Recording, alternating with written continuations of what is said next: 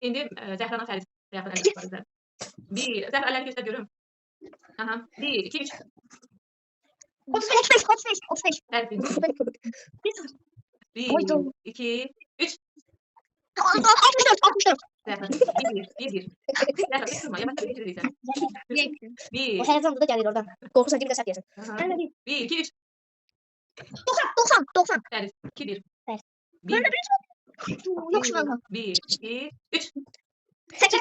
Tamam çətin sual tutdum. 2, 2. Və axırıncı da finaldır. Şimdi də o qalib. 1, 2 və çətin tutdum ki, çətin olsun. 1, 2, 3. 45. Zəhra dedi. Zəhra qalib. İndi mən qaliblər yarışdırıram. Qaliblər kim idi? Zəhra, Zeynəb. Sizdə kim oldu? Həsənə. Birinci onda Zəhra Həsəni yarışdıraq. Yaxşı. 1, 2, 3. 100. Zəhra.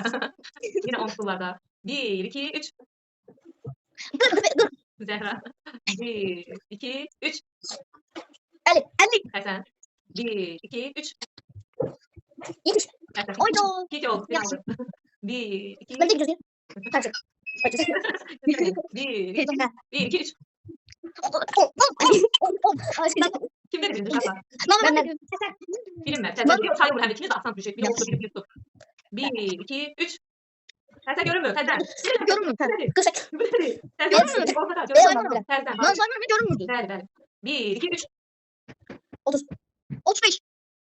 Bu necə? 6 idi bu. 6. Bana aralı qaldı. Lan olabilir. Ben hiç yok. Bu da buradan görünür.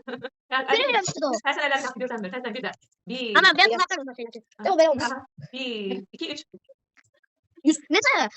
Oy Hasan. Geçelim bu. Oy Hasan. Ben oldu lan. Ben oldu. Allah beni tut. Bizim de bak. Oydu. Bizim de bak. Görmüyor be. Bere. Yok. Bere. 1, 2, tamam. 1, 2, 1, 2, 3.